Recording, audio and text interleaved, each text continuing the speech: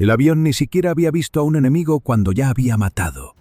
No en combate, no sobre Europa, no sobre el Pacífico. En California, en una pista de pruebas desierta, frente a ingenieros con portapapeles y café frío.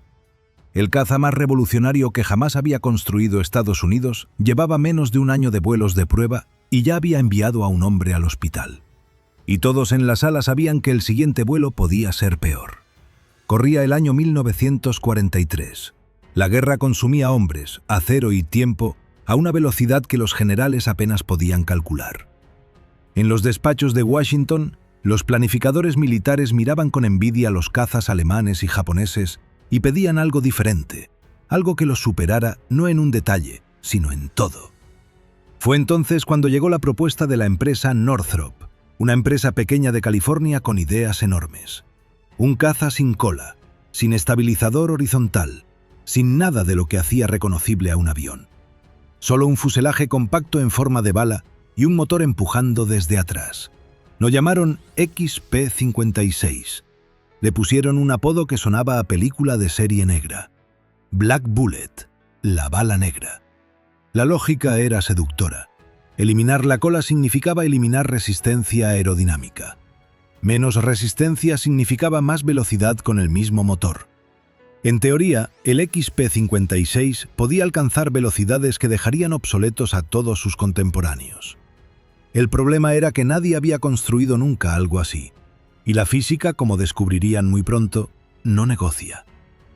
Jack Northrop era un hombre que pensaba en formas que otros consideraban imposibles. Había dedicado años a la idea del ala volante, una aeronave sin fuselaje innecesario, sin apéndices que la frenaran. El XP-56 era un paso en esa dirección, un experimento con uniforme militar. El Ejército del Aire le dio dinero y una fecha límite.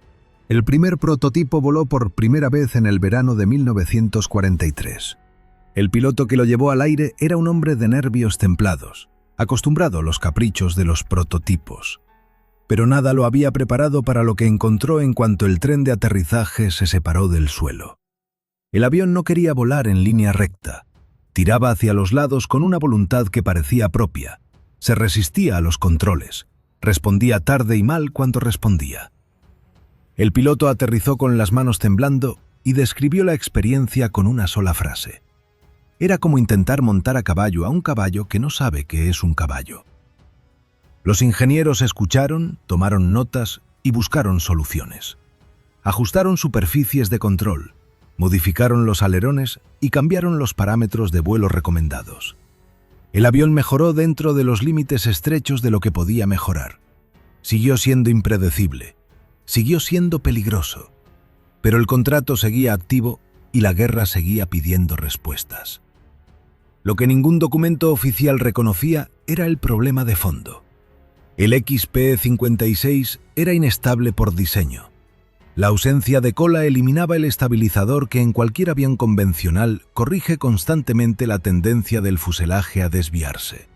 Sin él, el piloto tenía que hacer ese trabajo con sus propias manos, cada segundo, en cada maniobra. El piloto no podía relajarse ni un instante. El segundo prototipo estaba casi listo. Era más refinado, incorporaba las lecciones del primero y tenía mejoras en el sistema de control. En el papel, era mejor. Sobre el papel, todo era siempre mejor. El día que sacaron el segundo XP-56 a la pista de pruebas en Hawthorne, en la periferia de Los Ángeles, había sol y viento cruzado moderado. El piloto asignado conocía el primer prototipo, había leído todos los informes y sabía exactamente a qué atenerse. El motor rugió, el avión aceleró por la pista. Y entonces, a velocidad casi suficiente para despegar, una de las ruedas del tren de aterrizaje reventó. En cualquier otro avión, en cualquier diseño convencional con cola y timón, un reventón a alta velocidad es un accidente grave pero manejable. El piloto tiene opciones. El avión tiene margen para responder. El XP-56 no tenía ese margen. Sin cola que lo estabilizara, sin superficie que compensara el desequilibrio repentino, el avión giró violentamente, perdió el control y volcó sobre la pista. El piloto sobrevivió, pero salió del accidente con heridas que lo mantuvieron fuera de la cabina durante semanas. En las oficinas de Northrop nadie celebró que el hombre estuviera vivo. Todos sabían lo que significaba el accidente, y nadie dijo en voz alta lo que todos pensaban, que el reventón no era la causa real del desastre. Era solo la excusa que el avión había estado esperando. Los informes que llegaron a Washington en los días siguientes eran técnicos, medidos, llenos de terminología precisa. Pero entre líneas decían algo muy simple. El XP-56 era un asesino. Y la pregunta que nadie había respondido todavía era si alguien iba a ordenar que se siguiera volando. Había algo que los ingenieros de Northrop no le contaron al piloto antes de que subiera al segundo prototipo. Sabían que el diseño tenía un defecto que ninguna modificación de superficie de control podía corregir del todo. Lo sabían desde hacía meses, y siguieron adelante de todas formas, porque detener el programa significaba admitir ante el ejército del aire que habían cobrado millones de dólares por un avión que no podía volar de manera segura. Para entender por qué alguien construyó algo así, hay que volver al principio. No al principio del XP-56, sino al principio de la idea que lo hizo posible. Jack Northrop llevaba más de una década obsesionado con una pregunta que sus colegas consideraban filosófica y poco práctica. ¿Por qué un avión tenía que tener la forma que tenía? Los fuselajes largos, las colas prominentes, los estabilizadores horizontales y verticales, todo eso era herencia de los pioneros del vuelo, que a su vez habían copiado la forma de los pájaros sin preguntarse demasiado si era la única solución posible. Northrop pensaba que no lo era. Su teoría era que el ala, y solo el ala, era la parte útil de un avión. Todo lo demás era peso y resistencia disfrazados de necesidad. Si podías construir una aeronave que fuera completamente ala, tendrías la máquina más eficiente que la física permitía. Cuando el ejército le ofreció financiación en tiempos de guerra, vio su oportunidad. El XP-56 no era exactamente un ala volante, pero se acercaba. El fuselaje era tan corto y compacto que casi desaparecía. El motor, un Pratt & Whitney R2800 con más de 2000 caballos de vapor, estaba montado en la parte trasera impulsando una hélice contrarrotante. Eso significaba que el morro era completamente libre, sin el bloque de motor que ocupaba el espacio en todos los cazas de la época. La vista desde la cabina era extraordinaria. El problema era todo lo que venía después de despegar. El sistema de control era la parte más experimental. Sin cola convencional, el avión dependía de unas superficies llamadas elevones, combinación de alerón y elevador, montadas en los bordes traseros del ala. En la práctica, respondían con un retraso que en situaciones normales era incómodo, y en situaciones de emergencia podía ser fatal. Los pilotos describían volar el XP-56 como mantener un lápiz en equilibrio sobre la punta del dedo. Podía hacerse, pero requería concentración total, y cualquier distracción tenía consecuencias inmediatas. El primer prototipo acumuló suficientes horas de vuelo como para llenar varios cuadernos de notas con observaciones técnicas. Ninguna de esas observaciones era reconfortante. El avión era excepcionalmente sensible a los cambios de potencia del motor. Un simple ajuste del acelerador disparaba una secuencia de movimientos que el piloto tenía que anticipar y contrarrestar antes de que se convirtieran en pérdida de control. La hélice contrarrotante generaba un par de fuerzas que el diseño convencional de cola habría absorbido sin esfuerzo. Sin cola, ese par llegaba directamente al piloto en forma de vibraciones y tendencias de guiñada que exigían corrección constante. Y sin embargo, en tierra, el XP-56 era hermoso. Los mecánicos que lo revisaban hablaban de él con una mezcla de admiración y respeto que no se prodigaba con los cazas ordinarios. Tenía algo de escultura, algo de máquina del futuro caída en el presente equivocado. En las revistas de aviación aparecía como símbolo de la inventiva americana. Nadie escribía sobre lo que pasaba cuando intentabas maniobrar con él a baja altitud. La presión desde Washington era constante. Si Northrop no demostraba resultados concretos, el dinero iría a otro lugar. Los generales no tenían paciencia para la filosofía del ala volante. Querían un caza que pudiera combatir, no un experimento que necesitara más tiempo. Fue esa presión la que empujó al equipo a acelerar la preparación del segundo prototipo. Se saltaron pruebas en tierra que en circunstancias normales habían sido obligatorias. Se redujeron los tiempos de revisión entre vuelos. Y cuando el segundo XPE-56 salió a la pista de Hawthorne, no había completado todos los ciclos de prueba que su antecesor había tardado meses en acumular. El piloto que subió a su cabina ese día era Harry Crosby, uno de los pilotos de prueba más experimentados que tenía Northrop. Había volado el primer prototipo docenas de veces y conocía sus vicios mejor que nadie. Sabía que la máquina era difícil. Sabía que el margen de error era pequeño. Lo que no sabía, porque nadie se lo dijo, era que una de las ruedas del tren de aterrizaje llevaba semanas dando lecturas anómalas en los controles de presión, y que el informe técnico correspondiente dormía en un cajón sin que nadie hubiera tomado una decisión al respecto. Crosby completó las verificaciones previas, encendió el motor y comenzó la carrera de aceleración. Todo fue normal durante los primeros 400 metros, y entonces la rueda reventó, y el avión hizo lo que el avión siempre hacía cuando algo salía mal. Decidió por su cuenta. Crosby salió del avión volcado con la mandíbula rota, costillas fracturadas y una rodilla destrozada. Los enfermeros lo sacaron de los restos del segundo prototipo mientras el motor todavía giraba en ralentí, medio enterrado en la tierra de la pista. El XP-56 había tardado menos de 3 segundos en destruirse a sí mismo. Y en esos 3 segundos había destruido también algo más difícil de reparar que una célula de magnesio: la confianza del Ejército del Aire en el proyecto entero. La investigación comenzó al día siguiente, no porque alguien creyera que había algo que investigar, sino porque los procedimientos militares exigían un informe antes de que se pudiera tomar cualquier decisión sobre el futuro del programa. El equipo de investigadores llegó a Hawthorne con la actitud de quien ya sabe la respuesta y solo necesita rellenar los formularios. Inspeccionaron los restos, entrevistaron a los técnicos, revisaron los registros de mantenimiento. Fue durante esa revisión cuando encontraron el informe guardado en el cajón, el que documentaba las lecturas anómalas de presión en el neumático que había reventado. El hallazgo cambió el tono de la investigación de golpe. Lo que parecía un accidente de pruebas pasó a ser algo mucho más incómodo. Una cadena de decisiones deliberadas que habían puesto a un hombre en una máquina defectuosa sin informarle de los riesgos conocidos. Los ingenieros de Northrop que declararon ante el panel de investigación eligieron sus palabras con cuidado extremo. Nadie admitió haber ocultado nada. Nadie señaló a nadie. Pero los documentos eran los documentos, y los documentos no elegían sus palabras. El informe final del panel tardó varias semanas en llegar a Washington. Cuando llegó, sus conclusiones eran técnicamente impecables y políticamente devastadoras. La causa inmediata del accidente era el reventón del neumático.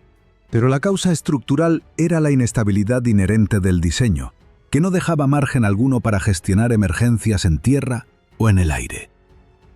El XP-56 era, en palabras del informe, un avión que exigía condiciones perfectas para volar con seguridad relativa, y ningún avión de combate podía permitirse ese lujo. Para Jack Northrop, leer ese informe fue como recibir una condena judicial. Había invertido años en el concepto, había convencido al ejército, había construido 2 máquinas que en tierra parecían el futuro de la aviación.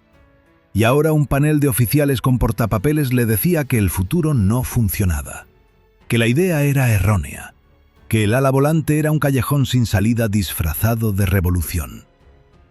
Northrop no lo aceptó. Hizo lo que hacen los hombres que no pueden retroceder. Atacó hacia adelante. Pidió una reunión con los responsables del contrato en el Ejército del Aire y se presentó con sus propios ingenieros y sus propios datos. Argumentó que el accidente no probaba que el concepto fuera defectuoso, sino que la ejecución había sido apresurada, que con más tiempo, con más financiación, con un tercer prototipo que incorporara todas las lecciones aprendidas, el XP-56 podía convertirse en el caza que había prometido ser. Los oficiales lo escucharon, Tomaron notas. Hicieron preguntas técnicas precisas que Northrop respondió con datos reales. Y al final de la reunión, le dijeron que necesitaban tiempo para evaluar la propuesta. Eso, en el lenguaje de la burocracia militar, significaba que la respuesta era no, pero que nadie quería decirlo en voz alta todavía. Mientras tanto, el primer prototipo seguía en el hangar, intacto, técnicamente apto para volar. Ningún piloto se ofreció voluntario para subirlo. Los mecánicos hacían su trabajo en silencio, revisando sistemas que todos sabían que no iban a volver a usarse en serio. Fue entonces cuando llegó la noticia que nadie en Northrop esperaba. El Ejército del Aire había contratado simultáneamente a la empresa Boat para desarrollar un caza experimental de concepto radicalmente diferente. Los contratos paralelos eran práctica habitual, pero en medio de la crisis del XP-56, la noticia sonó a lo que era. El ejército se estaba cubriendo las espaldas. Si Northrop seguía fracasando, la alternativa dejaría de ser alternativa para convertirse en el proyecto principal. Los ingenieros de Northrop entendieron que el margen que les quedaba se había reducido drásticamente. Ya no se trataba de convencer al ejército de que el concepto era válido. Se trataba de demostrar resultados antes de que la competencia los hiciera irrelevantes. Y para eso necesitaban que alguien subiera al primer prototipo, el único que quedaba, sabiendo todo lo que se sabía sobre lo que ese avión era capaz de hacer. La pregunta no era si alguien lo haría. En los programas de pruebas militares de aquella época siempre había alguien dispuesto. La pregunta era cuánto tiempo le quedaba al XP-56 antes de que Washington tomara una decisión que no necesitara de más vuelos para justificarse. Y esa respuesta no estaba en ningún informe técnico.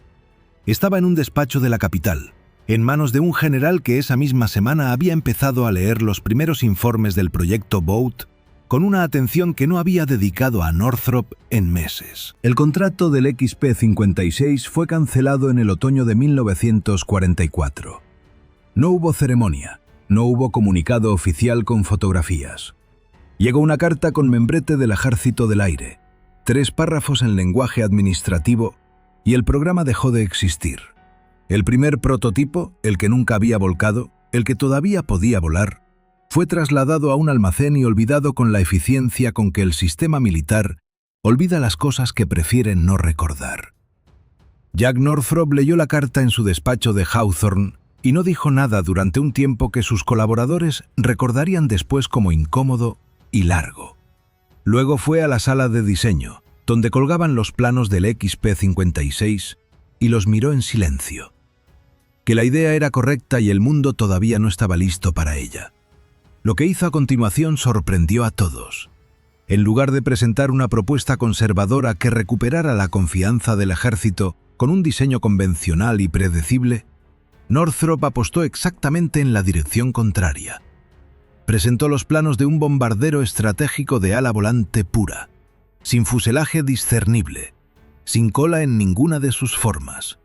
Una aeronave que era ala de punta a punta. Lo llamaron YB-49. Si el XP-56 había sido un experimento, el YB-49 era una declaración de principios, y era 4 veces más grande. Para 1945 la guerra había terminado y el Ejército del Aire miraba ya hacia el siguiente conflicto, el que todos intuían que llegaría con la Unión Soviética. Un bombardero capaz de cruzar océanos sin escalas era exactamente lo que los planificadores querían. Northrop les ofreció eso. Les ofreció el futuro. Y firmaron. El YB-49 voló por primera vez en octubre de 1947. Era una imagen que cortaba la respiración. Una ala inmensa, sin nada delante ni detrás, deslizándose sobre el desierto de Mojave. Los pilotos describían la experiencia como radicalmente diferente a cualquier otra aeronave. La sensación de velocidad era extraña, porque no había nariz que sirviera de referencia. Era volar dentro de un ala, no encima de una. Pero los problemas llegaron con puntualidad. El YB-49 era inestable en el eje de guiñada, exactamente igual que el XP-56, solo que ahora el avión pesaba 90 toneladas y llevaba 8 motores a reacción. La inestabilidad que en el caza había sido un vicio difícil de gestionar, en el bombardero gigante era una limitación táctica seria. El avión no podía mantener el rumbo recto con precisión suficiente para lanzar bombas con la exactitud que el ejército exigía. Podía volar, no podía cumplir su misión principal. Los ingenieros trabajaron durante meses añadiendo superficies estabilizadoras, ajustando sistemas de control y probando configuraciones distintas de carga. Cada modificación mejoraba algo y empeoraba otra cosa. El ala volante pura resultó ser un sistema que los materiales y los instrumentos de los años 40 no podían dominar de manera fiable. La visión era correcta, la tecnología llegaba tarde. El momento más duro llegó en junio de 1948, cuando uno de los prototipos del YD-49 se desintegró en vuelo durante una prueba de rendimiento sobre el desierto de California. Los 2 pilotos que iban a bordo murieron. El ejército ordenó la suspensión de todas las pruebas mientras se investigaban las causas. Northrop, que había sobrevivido al accidente de Crosby, tuvo que enfrentarse a la idea de que su programa había matado de nuevo, esta vez sin que hubiera nadie que sobreviviera para contarlo. La investigación señaló como causa probable un fallo en una superficie de control durante una maniobra a alta velocidad. No era el mismo problema que había derribado al XP-56, pero venía del mismo lugar: la dificultad de controlar una aeronave sin cola en los límites de su envolvente de vuelo. La herencia del programa era consistente y era letal. Para 1949, el Ejército del Aire había tomado su decisión. El contrato del YB-49 fue cancelado. Peor aún, el general al mando del proceso de adquisición ordenó que los prototipos existentes fueran destruidos, una medida inusual que iba más allá de la simple cancelación administrativa. Las imágenes de las topadoras aplastando los fuselajes del ala volante en el desierto llegaron a Northrop como una sentencia personal. Se cuenta que cuando Jack Northrop vio esas fotografías, dijo a uno de sus ingenieros que esperaba vivir lo suficiente para ver el día en que alguien construyera lo que él había intentado construir, con la tecnología que él no había tenido. Lo dijo sin amargura aparente, según quien lo escuchó. Lo dijo como un hombre que sabe que tiene razón y que eso, por sí solo, no es suficiente para ganar. Ese día llegaría, pero todavía faltaban décadas. Y lo que ocurriría antes de que llegara resultó ser tan inesperado que ni el propio Northrop, con toda su capacidad para imaginar el futuro, podría haberla anticipado. En 1988, un hombre de 82 años en silla de ruedas fue llevado a una sala clasificada en las instalaciones de Northrop en Pico Rivera, California. Le mostraron algo que llevaba años en desarrollo bajo los niveles más altos de secreto militar. Era un avión. Un ala volante pura, sin cola, sin fuselaje reconocible, construida con materiales compuestos y recubierta de una geometría que absorbía las ondas de radar en lugar de reflejarlas. Lo llamaban B-2. Jack Northrop, el hombre que había perdido 2 programas, que había visto sus prototipos aplastados por topadoras en el desierto, que había dedicado 40 años a una idea que el mundo no había querido, miró el avión durante un largo momento. Luego dijo, en voz baja y con absoluta precisión: «Ahora sé por qué Dios me mantuvo vivo estos 25 años». Murió 4 meses después. No llegó a ver el primer vuelo del B-2 Spirit. Para entender lo que significaba ese momento, hay que recordar que durante los años 50 y 60, la idea del ala volante había desaparecido del vocabulario oficial de la aviación militar americana. Oficialmente era un experimento fallido, una curiosidad histórica sin futuro práctico. Los bombarderos que protagonizaron la Guerra Fría eran convencionales, con fuselaje largo y cola perfectamente ortodoxa, exactamente el tipo de avión que Northrop había intentado hacer obsoleto. Pero en los años 70 algo cambió. Los ingenieros que trabajaban en proyectos clasificados comenzaron a explorar cómo hacer un avión que el radar enemigo no pudiera detectar. Y las formas que los ordenadores indicaban como óptimas resultaron parecerse sospechosamente a lo que Northrop había dibujado a mano 30 años antes. El ala volante resultó ser, por su geometría inherente, una de las configuraciones más difíciles de detectar por radar. Sin cola vertical que reflejara ondas, sin fuselaje cilíndrico que actuara como retroreflector, presentaba una firma mínima que ningún bombardero convencional podía igualar. Lo que había destruido los programas de Northrop en los años 40 era exactamente lo que hacía al B-2 prácticamente invisible. El programa B-2 comenzó a finales de los años 70 y Northrop consiguió el contrato. Los ingenieros tuvieron acceso a los archivos técnicos del Y B-49, clasificados durante décadas. Descubrieron que Northrop había identificado correctamente los problemas de estabilidad del ala volante. Lo que no había tenido era la solución: ordenadores de vuelo capaces de realizar miles de correcciones por segundo para mantener estable una aeronave inherentemente inestable. El B-2 vuela gracias a un sistema computerizado que hace en tiempo real exactamente lo que los pilotos del XP-56 intentaban hacer con sus manos. Y lo hace de manera incomparablemente más precisa. El B-2 Spirit voló por primera vez en julio de 1989, 7 meses después de que Northrop muriera. Costó $2.117 millones por unidad, la aeronave más cara de la historia militar en el momento de su introducción. El Ejército del Aire encargó 21 aparatos. Hoy siguen en servicio activo, capaces de transportar armamento estratégico a cualquier punto del planeta sin ser detectados por ningún sistema de radar conocido. Pero hay algo en esa genealogía que los documentos oficiales no suelen mencionar. El primer accidente que puso en cuestión toda la filosofía del ala volante, el que dejó a Harry Crosby con la mandíbula rota sobre la pista de Hawthorne, ocurrió porque un informe de mantenimiento durmió en un cajón sin que nadie actuara. 45 años después, el B-2 incorporó sistemas de monitorización en tiempo real de todos sus componentes críticos, incluyendo el tren de aterrizaje, precisamente para que ningún dato anómalo pudiera ser ignorado por ningún técnico. No es una coincidencia, es una lección aprendida de la manera más cara posible.